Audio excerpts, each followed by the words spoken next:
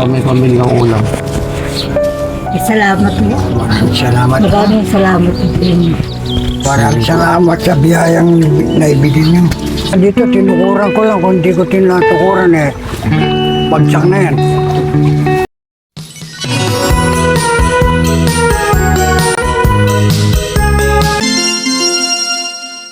Pwede po tayo ilagay natin sa damit mo para marinig yung boses mo.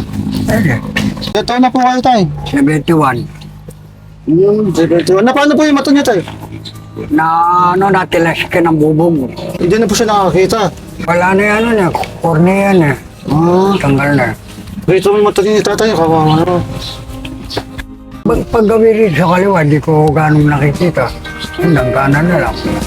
Meron pa po yung asawa? Ayun, nandun. Dito po. Na mild stroke naman. Kumusta po kayo? Ito po, mabuti naman. Ilan po kayo maglakad nanay? Nahihirapan na. Nahirapan ako eh. Nag-stop. Misahin lang ako, nilakay ko nga. Ito po yung bahay niyo, nanay. Ano na po nanay? Ba't nandito po nangyari sa bahay niyo tayo? Sa katanda, nanay, wala. Hindi ko na naasikaso dahil wala naman akong hanap mo. Okay na po yung loob niya, hindi po tumutulo pag umuulan. Kaya nga gumawa na ako nagtulugan dito sa labas Tumutulo na po yung loob. Wala dito, tinukuran ko lang. Kung hindi ko tinatukuran bagsak na yan. Natukuran ko lang nga dyan. Yan na nagdadala sa kanya Pag natanggal po yung tukod, bibigay na po siya. Bigay na yan. Kaya yan. Mga kalinga, kawawa po sila. Wala doon sa kabila. Doon ang daanan yan. Talagang sira na po pala siya. Wala sira na. Pagka umuulan, lumulubog din po ba dito? Sandali Dito lang, dumadala ang tubig dito. Ano po ang mga anak buhay niyo? Wala. Wala. Dati, naghahanap buhay ako. Nagtitina pa. Opo. Dahil nung ma-stroke siya, napilitan na akong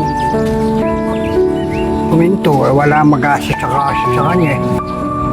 Matagal na po bang na-stroke si nanay? 7 taon na. Isang taon na.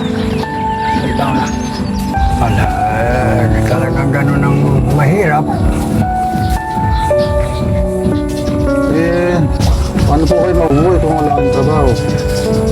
Nangihingi lang ako sa mga anak ko. Meron akong anak. Wala. 4, wala rin mga babae.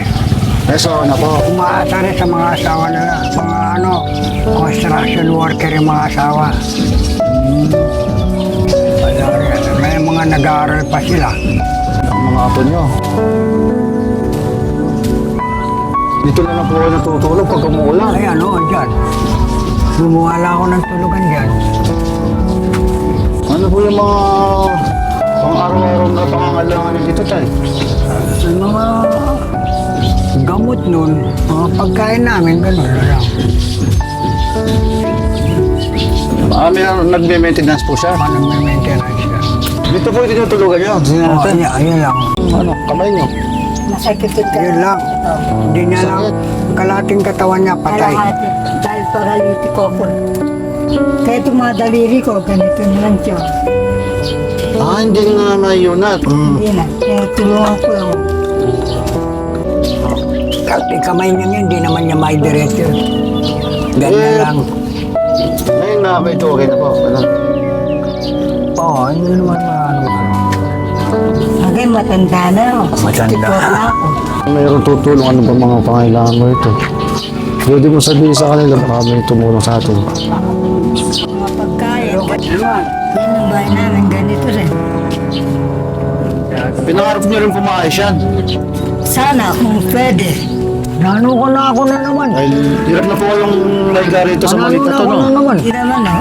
Okay naman. Sa lapag na gano'n, hindi ako pwede. Kasi pagka hindi ako makahiga, hindi ako makatayo. Pero sa papag nasanay ako. Okay naman kahit dito. Taka-taka. Okay naman nung kami dito. Pag umaga, nagbabike siya, kasama ako. Sa umaga. Hindi ako maiwanan dito, wala akong kasama.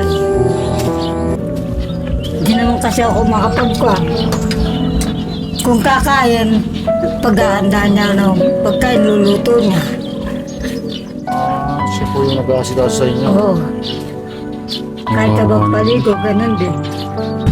Wala, mahirap pong kalagayan namin eh. Ganyan kabuhayan na namin dito. Kahirapan na dinaranas namin. Kamukha po niya, nanay, kumain na kayo niya. Kumain na.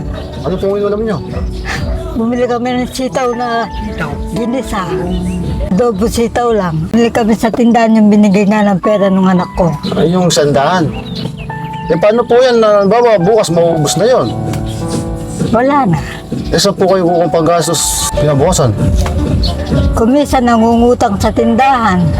Pinapahutan naman po kayo. Oo. Pero nga, nakatap na eh. Nakatap. Stop na po kayo. Oo. Dahil nga marami na kaming utang. Eh, paano po yun? Pagka wala kayong ulam kung hindi na kayo makakautang doon. Hindi na. Nagtitiis na lang sa mantika, sa toyo. Yung po ang ulam niyo. Oo. Pag talagang wala. Pag walang wala. Duman din po yung mga araw na talagang wala kayo makain dito. Ngayon lang panahon na to. Magbatong na-stroke ako, pero noon, dahil nagtitindahan tinapa, araw-araw may ulam kami. Opo. Araw-araw din may bigas kami. Ngayon na-stroke kayo, yan na. Ganito. Pagka dumating na yung kahirapan. Oo. Abutin naman no, nung nag-lockdown, di kami ganun nahirapan. Dahil nagbibigay sa barangay. Eh ngayon po, wala nang... Wala nang nagkukat sa barangay. Kamukha niya, naka-stop na kayo sa tindahan. Oo nga eh. Eh yung hawak ko niyang pera, sandahan lang. Inabawasan na kanina, di ba? Nabawasan na. 75 na lang. 25 na lang. Eh paano po yung pagka naubos yung 75? Wala na kayong pamili ulam. Wala na. Talagang ganyan o, wala akong magagawa. Kasi po nanay, inilipit po kayo sa amin ni May, Makapagal. Kasi daw po naawa siya sa inyo. Kaya kami nandito. Opo. Eh paano yun nanay, pag naubos yung 75 mo, wala ka ng pera. Wala na. Hindi na lang, papiso-piso. Tapos bibili na lang ng sityer yung inuulam. Anong titsire po yun? Yung kiss. Inuulam po niyo yun. Oo, sausaw sa suka. Kawawa naman sa nanay. Kagabi nga, tuyo lang eh. Pero ako hindi ko na makayanan patuyo-tuyo kasi nahirapan ako. Gusto lang yung may sabaw. Eh paano po yun kung naubos yung bigas niyo? Pupunta na ako sa Arayat. Kasi anak mo, magbabike ulit. Oo, magbabay. Kada pupunta po kayo, binibigay naman kayo ng bigas. Oo, binibigyan ko kahit konti lang.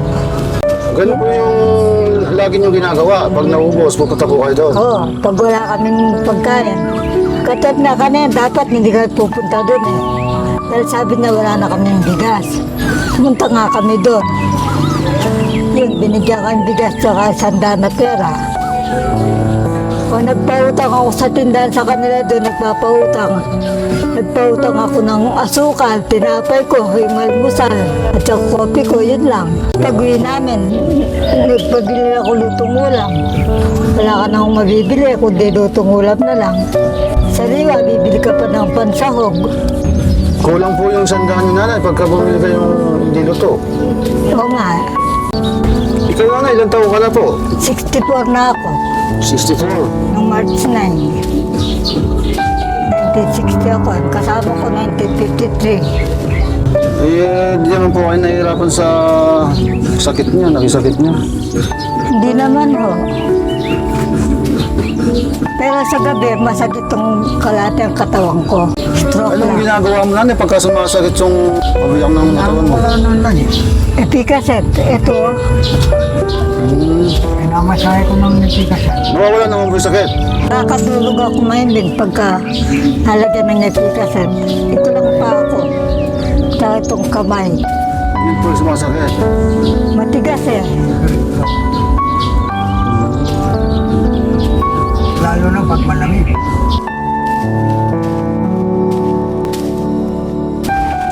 Para po, di na po kayo ng mga problema sa bigas.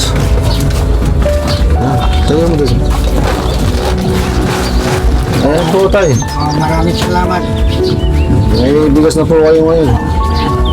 Ano masasabi niyo, Tay? Malaking salamat kami. May babalik ko lang sa inyo. Wala akong paano. Matagal na ninyong sasayang po yan. Oo. Matagal-tagal na yan. Paabuti na lang. Kalating buwan. May kalating buwan kanyo. Oo po. Marami ka ng bigas ngayon na eh. Malabigas yun eh. Sabi mo, sa 25 na lang yung pera mo. Ito to. Para may pamili kang ulam. Salamat niyo. Maraming salamat. Maraming salamat din. Maraming salamat sa biyayang naibigay niyo. Ah, sige po, thank you po. Mauna na po kami. O sige, salamat. Ingat po kayo dito. O, sige. Oo, salamat po.